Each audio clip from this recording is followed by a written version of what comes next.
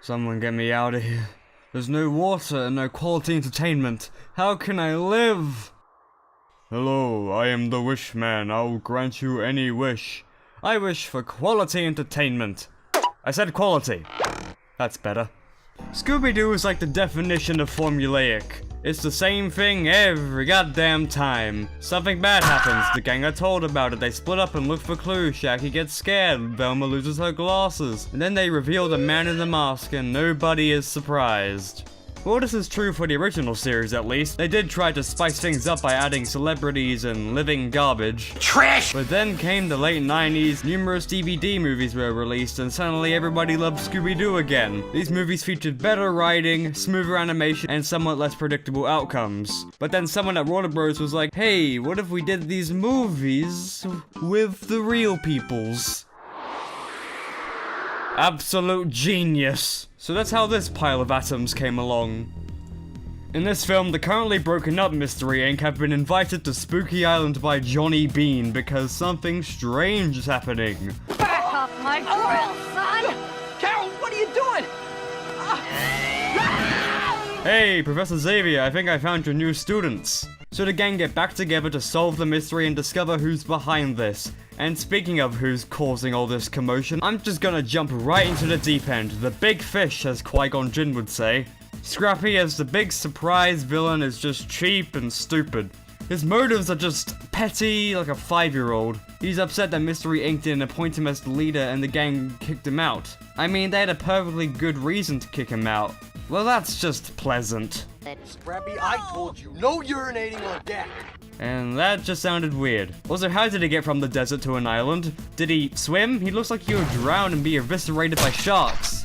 Maybe he made a tiny boat. I'm already scraping the bottom of the barrel. Help me! And with that, I award this film with the Stupidest Twist Award. You're up there with the greats. I'm sure Grandma is proud. Like maybe they could have made Montevarius the villain, or even this guy. Yes, it would have been more obvious, but it would have been more understandable than this. So the gang started off broken up in this film because Fred kept taking credit for the whole team's efforts, and considering Velma said this... Fred, I can't believe you took credit for my plan again. How many times has this happened in the past? If it was constantly reoccurring, then maybe they would have broken up earlier. But I don't know, maybe it wasn't fully Fred's fault, maybe it was Shaggy's fault. Also, hi Pamela. Speaking of Fred, this film's version of him is weird. He's all self-absorbed, which is a trait that wasn't really there in the original. In the original, he was confident and wanted to succeed. He wasn't checking himself out in the mirror and writing books about himself. I bet he makes out with pictures of himself. So basically what I'm saying is that he deserved that punch from Scooby. Oh! Hey, I can look at myself naked. Please, Fred, not in front of the children! Most of the gang have certain traits of their character exaggerated in this film. Like, the only characters that are close to their original iterations are Scooby and Velma. Daphne has that Valley Girl sort of thing going on with her character in parts. But I do like that they tried to mostly avoid the damsel in distress thing, because you know it gets kinda boring after a while. And besides, you can't really have a damsel in distress that's played by Buffy the Vampire Slayer. You kinda have to make the character more badass. Which yeah, they do that. She was able to take down a wrestler. Unless you knew I'd figure it out. So you told me not to go up to the castle, so I would think that you wanted me to go, so I wouldn't go, just like you didn't want me to. Ah yes, brilliant logic, the next Sherlock Holmes you are. And with Shaggy, they play up the whole stoner thing, which really wasn't a thing in the original. It was made up by the viewers. But in this, they decided to make it somewhat canon because that's what Scooby-Doo was missing: drugs!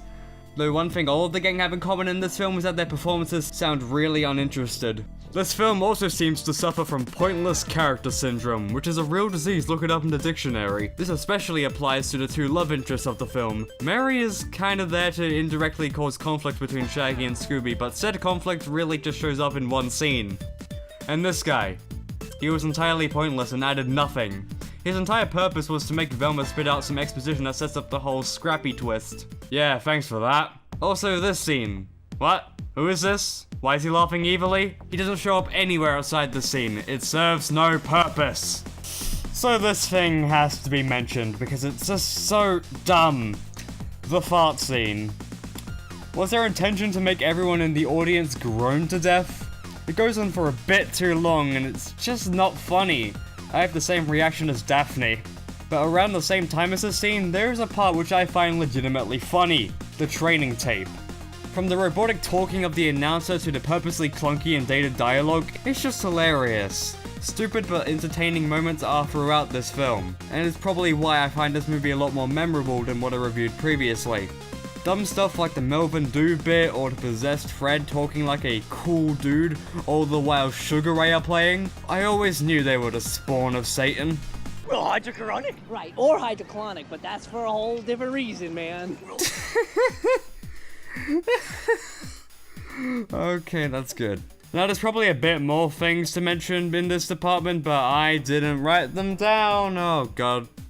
The CG work in this film is just blah, blah, blah. The CGI for Scooby's at the same level as Kangaroo Jack, and that movie had a higher budget. And these monsters look like something out of a PlayStation 2 horror game, but in that they might actually be kinda terrifying, but in this they just look stupid. And the lighting on them seems a bit off at times. I haven't mentioned these things at all during the review, but it's because they're just dumb.